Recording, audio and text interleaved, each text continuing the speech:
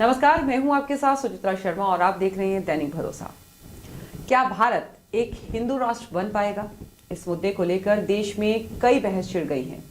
पूरी पीठ से जुड़े स्वामी निश्चलानंद सरस्वती महाराज ने तो भविष्यवाणी की है कि भारत जल्द ही हिंदू राष्ट्र बनेगा। उनका तो यहां तक कहना है कि भारत के हिंदू राष्ट्र बनने के बाद 15 अन्य देश भी हिंदू राष्ट्र बन जाएंगे। इसी विषय को लेकर आज हम आचार्य अनुज जैन जी से बात करेंगे कि क्या ये संभव हो पाएगा या होगा।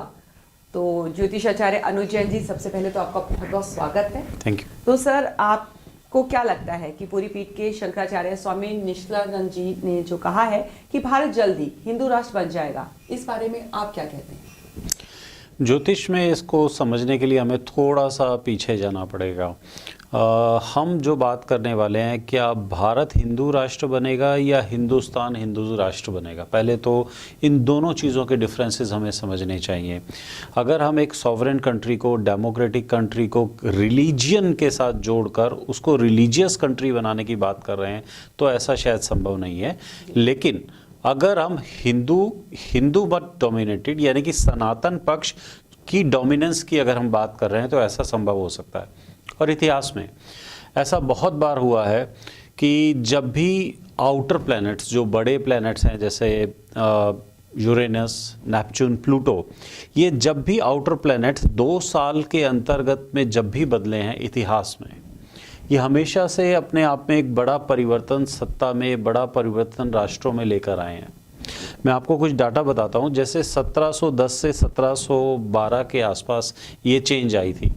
उस समय के ऊपर जो तत्कालीन हमारे मुग़ल एम्पायर थे, बहादुर शाह जफ़र, उनकी डेथ हो गई और मुग़ल एम्पायर लगभग एक एंड की तरफ आ गया। तो जब भी ज्योतिष अनुसार जो हमारे आउटर प्लैनेट्स हैं जैसे यूरेनस है, नेपच्यून है, प्लूटो है, ये जब भी 2 साल 3 साल के अंतराल के अंदर अगर मेजर अपनी राशि परिवर्तन करते हैं तो इतिहास ने हमेशा उनको सत्ता परिवर्तनों के तौर पे देखा है। ये केवल हमारे देश में नहीं, विदेश में भी, यूरोप में भी हमेशा हुआ है। जैसे फॉर एन एग्जांपल हम बात करते हैं 1710, 1712, ये वो समय था जिस समय कि बहादुर शाह जफ़र यहाँ पर सत्ता नशीन थे और उनकी डेथ हो गई थी। और हमने देखा वहीं से ही मुग़ल एम्पायर अपने आप के अंदर पूरी चेंज हो गई और वो लगभग end of the Mughal empire हमारे पास काउंट होता है। इसके बाद लगभग 1723-1724 का टाइम था जिस समय के ऊपर हैदराबाद के निज़ाम को फर्स्ट वाइसरॉय बनाया गया और उन्होंने अंग्रेज़ों के साथ मिलकर इंडियन पॉलिटिकल सिस्टम को चेंज करा और वो पूरी की पूरी दक्कन के अंदर उनका साम्राज्य स्थापित हुआ। फिर 1723 या 1724 के बाद 1736-1738 का समय था जब नादिर शाह ने इंडिया के ऊपर नॉर्दर्न साइड के ऊपर हमला किया और नॉर्दर्न साइड के ऊपर उसने कब्जा किया। और अब यही कुछ घटनाएं 2023-2026 में हो रही हैं जिस समय के ऊपर ये आउटर पूरा का पूरा universe with in A span of 2 years change हो रहा है। तो जैसे ये चेंजिंग आएगी, एक चीज़ तो बिल्कुल पक्की है कि भारत की या हिंदुस्तान की जो आज तक की सॉवरेनिटी है वो तो कायम रहेगी, लेकिन हमारे पास एक सनातन परंपरा होने की बहुत बड़ी गुंजाइशें हैं, बहुत बड़ी एक यूनिवर्स की पोजीशनिंग है। और डेफिनेटली 2024 में जिस समय के ऊपर नया इलेक्शन होगा, उस समय की जो गवर्नमेंट आएगी वो निश्चित ही उस पद्धति के अंदर हिंदू राष्ट्र को, भारत को उस समान तौर के ऊपर लेकर जाएगी। क्योंकि हिंदू राष्ट्र का मतलब केवल हिंदू नहीं, एक सनातन परंपरा है। तो वह परंपरा स्थापित होने के लिए, इतना बड़ा रेनेसांस मूवमेंट आने के लिए हम डाउन द लाइन 3 years का गैप देखते हैं। मतलब यानी कि 2024 तक ये पॉसिबिलिटी है। 2023 से 2026 के बीच में सब चेंजेस होंगे और फेज मैनर के अंदर ये होना शुरू हो जाएगा। साधु संत, ठीक है, साधु संत हिंदू राष्ट्र के रूप में भारत के संविधान का मसौदा तैयार कर रहे हैं। क्या सच में माघ मेला 2023 है उसके दौरान धर्म संसद में यह पेश हो पाएगा या हो जाएगा? टाइमलाइन के हिसाब से इसके अंदर कुछ महत्वपूर्ण पड़ाव हैं जिसमें एक पड़ाव आपको 2023 में भी देखने के लिए मिलेगा। जैसे 25 मार्च को प्लूटो एक्वेरियस के अंदर इंग्रेशन हो रही है, उसके बाद ये दोबारा इंग्रेशन जनवरी 2024 में होगी और उसके बाद दोबारा इंग्रेशन नवंबर 2024 में। तो यहाँ से लेकर और नवंबर तक का जो टाइम होगा, चूँकि प्लूटो जो कि एक मेजर परिवर्तन रिबर्थिंग का स्टार है, आक्रमण का स्टार है, ये बार बार चेंज करेगा, रेट्रोगेट होगा। तो इस चीज़ की तो संभावनाएं है कि हाँ अब हलचल शुरू ज़रूर होगी। दूसरी बात, इसकी दूसरी टाइमलाइन में इम्पॉर्टेंट टाइमलाइन आएगी जब 31 मार्च को 2025 के अंदर नेपच्यून इंग्रेस करेगा एरीज साइन के अंदर, और फिर जुलाई 2025 में यूरेनस जिस समय के ऊपर मिथुन राशि में जाएगा। तो ये जो टाइमलाइन है, ये चाहे मसौदा इस समय के ऊपर पेश होता है, चाहे ये इसकी ग्राउंडिंग बननी शुरू होती है, naturally this process will take 2-3 years time, और डाउन द लाइन 2-3 ईयर्स हम देखेंगे कि ये होना शुरू हो गया है।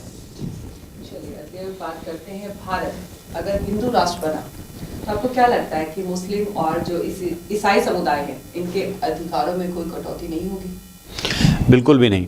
भारत की जो संविधान की संरचना, भारत की आज़ादी की जो जन्म कुंडली है, वो इस प्रकार के किसी परिवर्तन के बारे में नहीं कह रही है कि वहाँ पर किसी एक विशेष समुदाय अगर अपने को जनमत से ऊपर उठाता है या बराबर लाता है तो दूसरा कोई समुदाय उससे नीचे चला जाता है।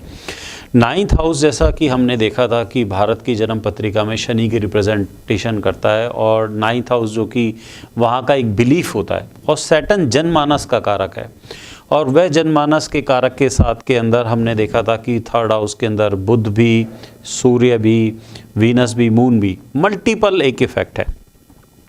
सो ये भारत जो देश है, ये सदा से आज़ादी के बाद से अगर हम ख़ास तौर पे बात करें तो ये multiple believes, multiple status, multiple democratic moves, अमीरी, गरीबी, सामूहिक रूप से संप्रदायों को रहने के लिए बात करता है। और इसके ऊपर सबसे इम्पॉर्टेंट बात है कि सैटर्न जो कि कानून या जो कि लॉ या जो टाइम फैक्टर है, चूँकि वो अपने आप में वहाँ पर मौजूद है, ये नहीं होता। एक इम्पॉर्टेंट बात भी है, प्लूटो भी यहाँ पर 3rd हाउस के अंदर मौजूद है, और ऑलरेडी हमने देखा कि जिस तरीके से भारत आज़ाद हुआ तो यहाँ पे इसकी जो बेसिस रही वो संप्रदाय के बेसिस पे रही। इसकी आज़ादी के अंदर एक वर्ग पाकिस्तान बना, एक वर्ग हिंदुस्तान बना। और मैं आपसे अभी यही चर्चा कर रहा था कि ये जो धार्मिक पैटर्न्स हैं, ये धार्मिक पैटर्न के अंदर चूँकि प्लूटो इतनी मेजरली तरीके से चेंजेस के लिए तैयार हो रहा है, तो ये हो सकता है ये रिबर्थिंग के पैटर्न्स बने। रिबर्थिंग का पैटर्न मतलब होता है पुनः स्थापना। पुनः स्थापना का कहीं भी ऐसा कोई मतलब नहीं होता जहाँ पे कि किसी दूसरे मत को ख़त्म कर दिया जाए, उसको डेड एंड पे ला दिया जाए।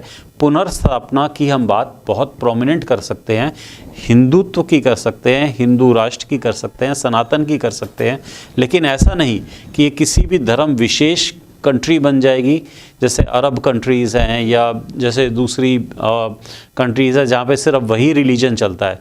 रिलीजन हमारा वही सामूहिक रहेगा, सनातनी रहेगा, लेकिन हाँ इक्वलाइजेशन इफेक्ट्स जरूर आएंगे। प्लूटो के आने से changes, yes, they are definite, they are very much definited. चलिए आगे बात करते हैं, हिंदू राष्ट्र बनने पर हमारे जो लोकतांत्रिक ढांचे पर क्या असर पड़ेगा, और साथ ही हम फेडरल स्टेट बने रहेंगे क्या? निश्चित ही, हिंदू राष्ट्र हो या कोई भी राष्ट्र हो, हमारी फेडरल स्थिति सैटर्न के कारण बिल्कुल वही रहने वाली है, इसमें कोई परिवर्तन नहीं होने वाला है। यहाँ सिर्फ एक वर्ग विशेष को दिए जाने वाले जो आरक्षण या उनको प्रोटेक्शंस दिए जा रहे थे, अब उस चीज़ की समीक्षा होगी कि उस वर्ग विशेष को कितना चाहिए। क्या हम उनको आज़ादी के बाद से यहाँ तक लाकर एक विशेष सुविधाएं देके उनको उस लेवल पर ला चुके हैं या नहीं? उनको इक्वलाइजिंग इफेक्ट को लाया जाए, कुरीतियों को दूर किया जाए और राष्ट्र की, पूरे राष्ट्र की एक आवाज़ बने, ऐसा होगा।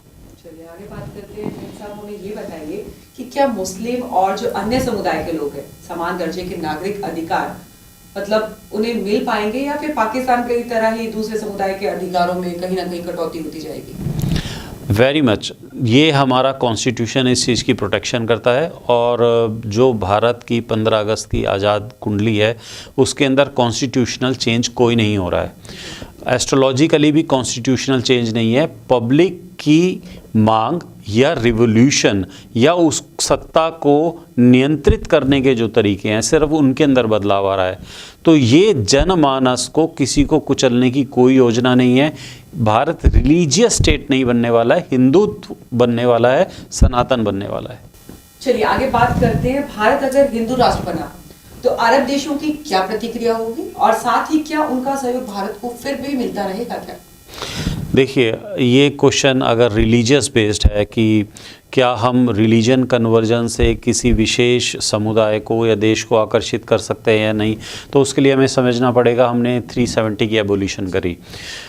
370 के बाद हमारे पास एक समान महिला विवाह कानून के बारे में कुछ बातें हुई, ट्रिपल तलाक के बारे में बात हुई, यूनिफॉर्म सिविल कोड के बारे में बात होनी शुरू हो गई है।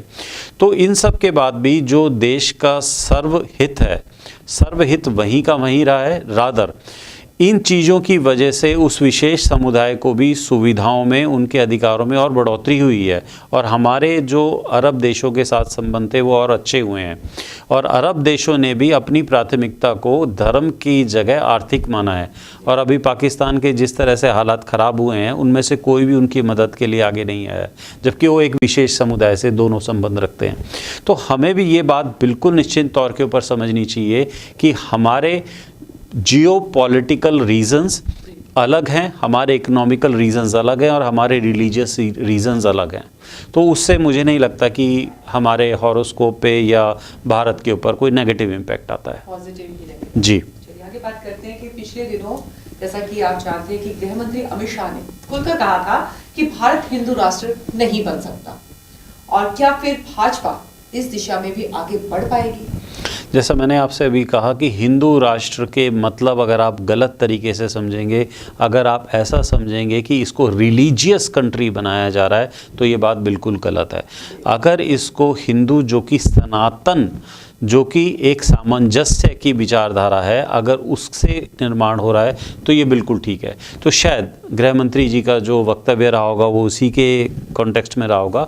हम लोग एक डेमोक्रेटिक कंट्री हैं, हम लोग कोई रिलीजियस कंट्री नहीं है, और शुरू से हमारे यहाँ पे लोकतांत्रिक ढांचा एक बहुत ही मजबूत कानून के ऊपर बेस्ड रहा है, जिस कानून के अंदर सबको सार्वभौमिक सर्वाधिकार हैं। तो वो ऐसे ही रहने वाले हैं, बल्कि इससे हमें फ़ायदा ये होगा कि वो क्लासेस या वो मुद्दे जो कि अब तक आज़ादी के 70-80 सालों के बाद भी हमारी निगाह में नहीं आए थे, वो सामने आएंगे और हम उस क्लास के लिए काम कर पाएंगे। सो हिंदुत्व, हिंदू राष्ट्र, हिंदुस्तान, हिंदुत्व ये रिलीजियन बेस्ड नहीं है, ये एक इक्वालिटी की घोषणा होगी। और जैसा कि मैंने आपको कहा, ये तीनों प्लैनेट यूरेनस, नेपच्यून, प्लूटो, ये 2 साल के अंदर जिस तरह से राशि को बदल रहे हैं, ये पूरी इस क्रांति के सूचक होंगे, और ये पूरा का पूरा सीन चेंज होगा। चलिए सर, आपका बहुत बहुत धन्यवाद। तो ये तो थे आचार्य अनुज जैन जी, जिन्होंने हमें हिंदू राष्ट्र के बारे में कि हिंदू राष्ट्र बन पाएगा या नहीं, इसके बारे में जानकारी दी। आगे भी हमारे साथ बने रहिए और देखते रहिए ज्योतिष से राजनीति की ओर। नमस्कार।